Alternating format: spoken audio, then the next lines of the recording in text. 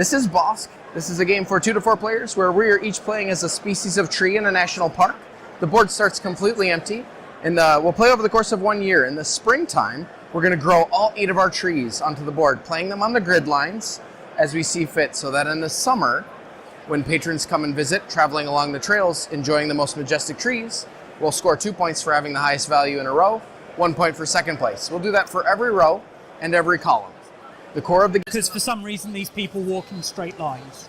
They travel where the trails take them. In the autumn, the wind will start to blow and then leaves fall from the trees. Okay. Which is where these lovely wood-cut pieces come in. Yeah. So this board up here indicates a couple things. What direction the wind is blowing and which tree we need to play from. In this case, one of our 1 trees with the wind blowing toward me. Now, we'll choose, in this case, though, the purple player will choose to blow leaves from this 1 tree. Again, with the wind blowing this direction, we'll choose to blow 4 leaves by picking our 4 token here. We'll start by placing our first token at the base of the tree in either of the 2 spaces that are in the direction of the wind. We'll continue on in any of the 3 adjacent spaces, either in a straight line or diagonally, covering the squares as we go.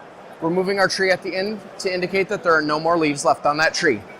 We'll each blow from one of our 1 trees, then the wind will rotate, and we'll blow from our 2 trees and so on until we blow leaves from all 8 of our trees.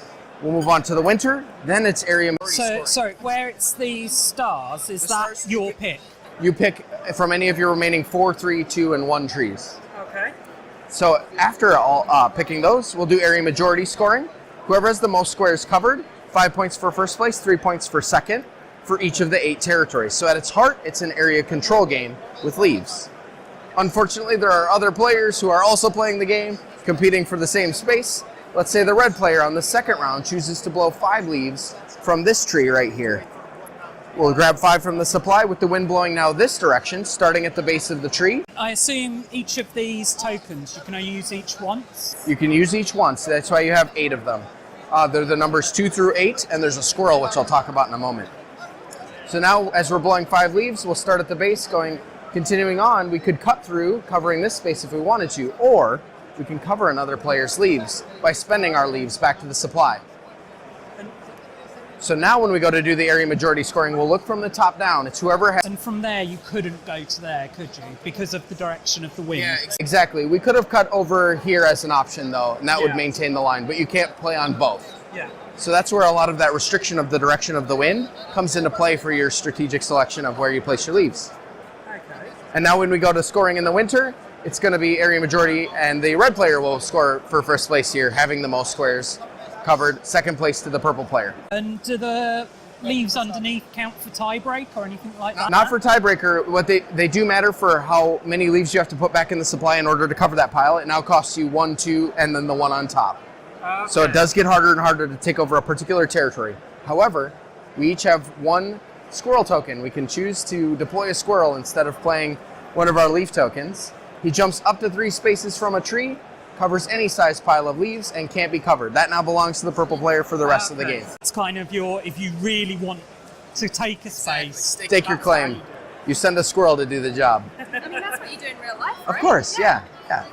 I try to. Squirrel friends. No. This is 2 to 4 players? 2 to 4 players. Any difference to how the game plays for the different players? Gameplay-wise, no.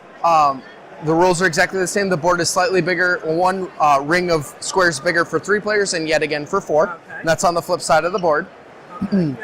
Strategic-wise, strategy-wise, you choose to play a little bit differently between 2 and the 3 and 4 player games because of the way points are paid out. So it's a lot of back and forth with 2 players, like most 2-player games.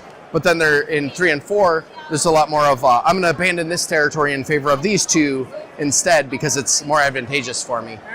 And how long does this take to play? About 30 or 40 minutes. Okay, so nice and quick then. Yeah, pretty quick, and each round has a pretty narrow set of choices with like a good depth of strategy to them, but the wind is telling you which direction to blow. You just pick the path. You pick which one of your trees go, but you have to place it in an open intersection and so on. Okay. And when is it out? This one will be out July 7th. Yep, and then we do have some copies here at UK Games Expo as well. And how much is it going to be, roughly? £35, $45 US. Okay, that's great. Thanks a lot, Ben. Thank you.